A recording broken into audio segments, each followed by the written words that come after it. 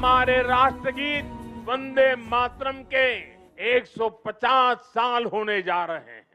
1905 में जब अंग्रेजों ने बंगाल का विभाजन किया, उसके प्रतिरोध में वंदे मातरम हर देशवासी का स्वर बन गया था। माननीय प्रधानमंत्री श्री नरेंद्र मोदी जी के आह्वान पर पूरा देश इस गीत के अमर योगदान का उत्सव मना रहा है। जब ब्रिटिश सरकार भारतीयों की स्वतंत्र आत्मा पर आघात कर रही थी, तब वंदे मातरम महामंत्र बनकर कोलकाता से काशी और कश्मीर से कन्याकुमारी तक भारतीयों के हृदय में मां भारती के लिए भक्ति और प्रेम जगा रहा था। सन 1875 में संस्कृत और बंगाली शब्दों के संगम से भारतीय संस्कृति और आत्म गौरव के पुनर्जागरण के लिए बंकिम बाबू ने इस गीत की रचना की। इस गीत में भारत को एक सजीव इकाई, एक माँ के रूप में दर्शाया गया। एक ऐसी माँ जो शस्य से श्यामला, सुजलाम, सुपोषित और पवित्र है।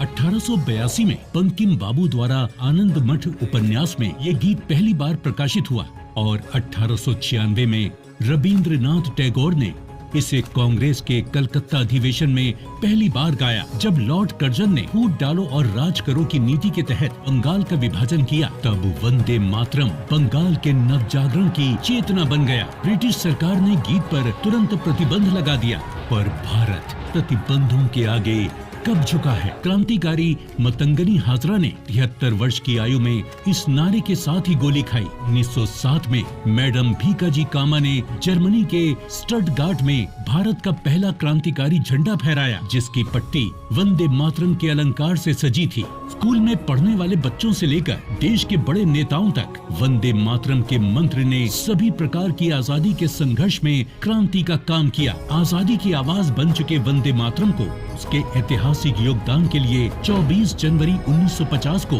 राष्ट्रीय गीत का गौरव प्राप्त हुआ। वंदे मातरम ने अपने जन्म से लेकर आज तक भारत की राजनीति, भक्ति और कला को एक संगठित देशभक्ति की दिशा दी है। ये गीत उस मातृशक्ति का आह्वान है, जिनकी वंदना में करोड़ों भारतीयों ने अपना जीवन अर्पित कर दिया।